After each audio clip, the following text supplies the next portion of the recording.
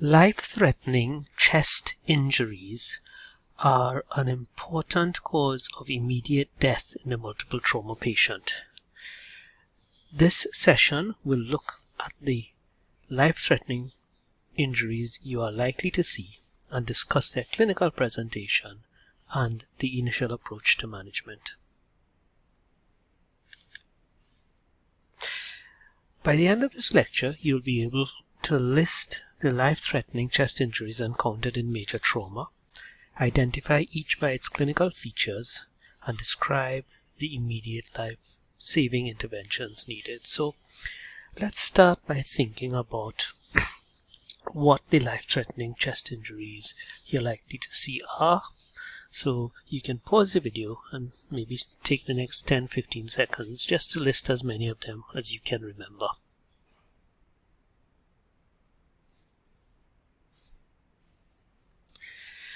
So these are the life-threatening chest injuries and injuries causing breathing difficulties that you're likely to encounter. And the mnemonic we use is something called ATOM FC: airway obstruction, tension pneumothorax, open pneumothorax, massive hemothorax, flail chest, and cardiac tamponade. We're going to use a structured approach to the examination of these patients to identify these chest injuries. We'll start with their general appearance, looking for signs of distress, shock, and incorporating into this their vital signs. We then inspect the chest, looking for obvious injuries, asymmetry of chest movement, and signs of distress. Palpation comes next. It's important to check for the centrality of the trachea or any shift, and look for chest expansion, whether it's equal bilaterally on palpation.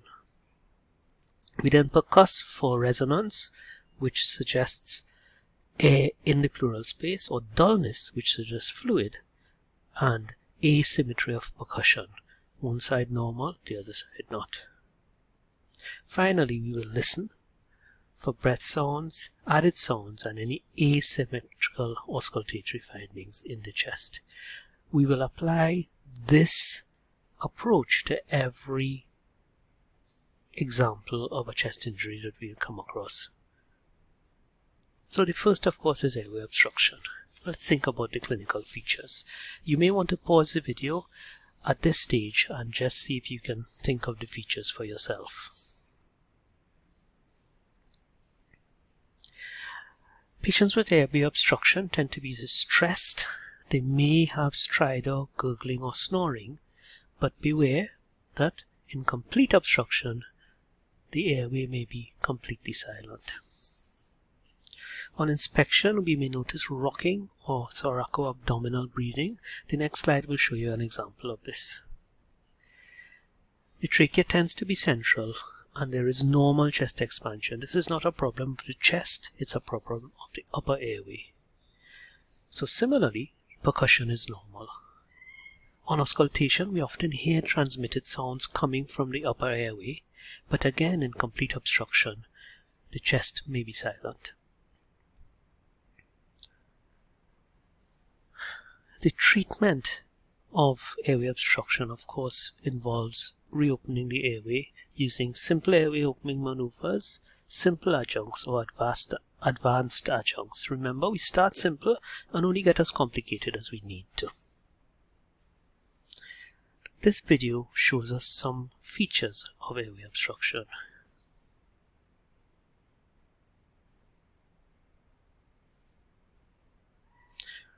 We notice the suprasternal tugging, tracheal tugging or suprasternal recession, the increased and exaggerated breath movements which causes abdominal breathing, subcostal recession, and in severe obstruction we may also notice what we call rocking or thoraco-abdominal movement.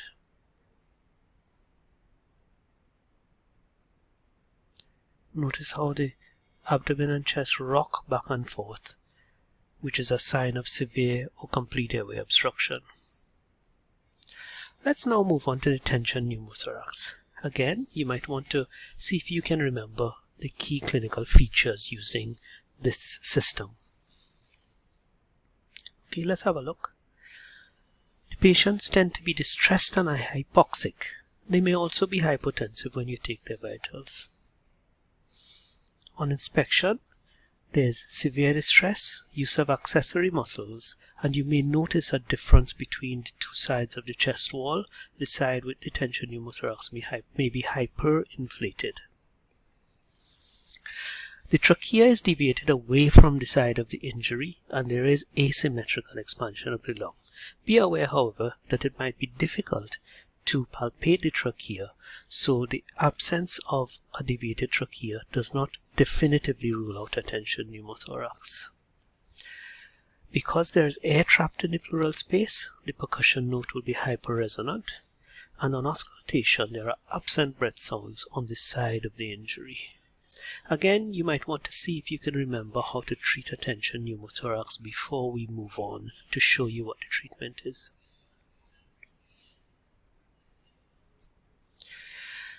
The classic treatment for needle decompression is tension pneumothorax is a needle decompression in the second intercostal space, the midclavicular line. That is to say, just below the clavicle. More recently, we have learned that using the same position that we put in a chest drain, which is the fifth intercostal space just behind the midaxillary line, is also effective and acceptable. In some situations, needle decompression may not work, and then we may proceed to a mini-thoracotomy, which involves just a small incision between the ribs in the same position that you put in a chest drain to relieve the air. And of course, these maneuvers need to be followed up with a chest drain and a chest x-ray. This picture shows you the position for a needle decompression in a patient with a tension pneumothorax. Let's go on to the open pneumothorax. Again, you may want to pause the video and see if you can remember the clinical features yourself. These patients tend to be distressed and hypoxic, and there may be an obvious sucking chest wound that you can see, but bear in mind most of our patients are lying supine, so if the stab wound is to the back, it may be hidden. Again, on inspection, the most obvious thing you might see is the sucking chest wound. The trachea is central. Expansion tends to be normal bilaterally, and you would expect normal resonance on percussion. However, bear in mind that the stab wound that caused the open pneumothorax may also cause a hemothorax or pneumothorax, leading to dullness or hyperresonance on percussion.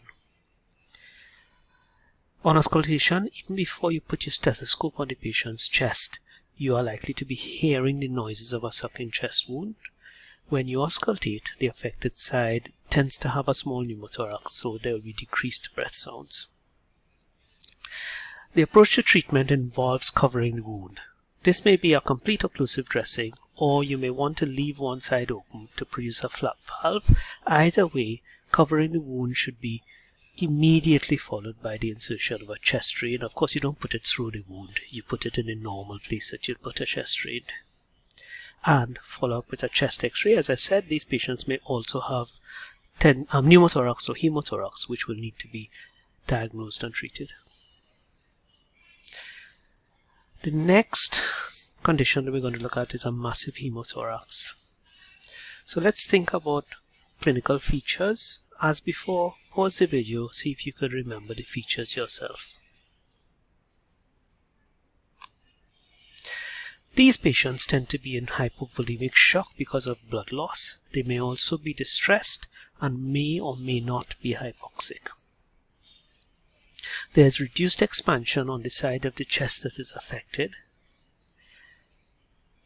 The trachea, however, is central, but there is a reduced expansion on palpation of the chest on the affected side. The hallmark of a massive hemothorax is dullness to percussion on the affected side and absent breath sounds on the affected side. If we see these features, the treatment actually involves initially putting up an IV access and starting fluid resuscitation and then inserting a chest drain. The reason for this is often when we relieve a massive hemothorax, the sudden loss of blood can cause severe hypotension. So we need our IV up and our fluids running before we do this. If there's a large amount of blood drained, as shown on the slide, then we need an urgent surgical consult. And of course, these patients need a chest x-ray as follow-up. And this is a chest x-ray of a patient with a massive hemothorax. Remember, often these pictures are done supine, so that's why there's a complete whiteout on the affected side. A flail chest is a blunt chest injury involving fractures of 2 or more consecutive ribs in 2 or more places. These patients tend to be distressed and hypoxic, but this tends to be progressive. So when they initially come in, they may not look so bad, and as time passes, things get worse. You may actually see paradoxical chest wall movement, and they may have chest splinting. The trachea is central. The main thing on palpation is bruising and tenderness over the flail segment, and you may be able to palpate crepitus either because of fractured ribs or air in the subcutaneous space. Percussion is normal but may be dull because underlying the flail chest is usually extensive contusion and possibly hemothorax. The patients have decreased breath sounds and you may hear crepitations because of the underlying pulmonary contusion. The most important initial treatment is supportive, oxygen, analgesia, including things like intercostal and epidural nerve blocks. If this doesn't work, we may have to proceed to endotracheal intubation and positive pressure ventilation. Remember, if we're doing this, we need to put in a prophylactic chest drain. This little video shows us paradoxical chest movement on breathing.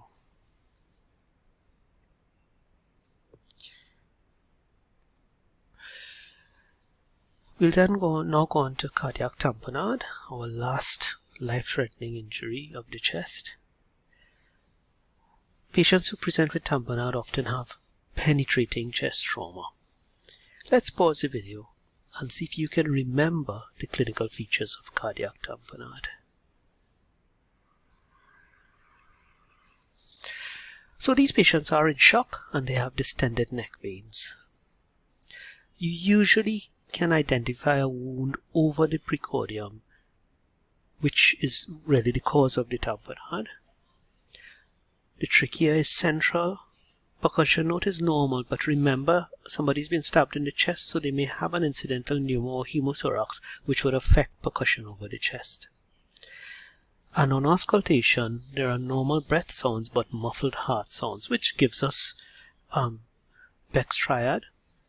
Patient in shock with distended neck veins and muffled heart sounds.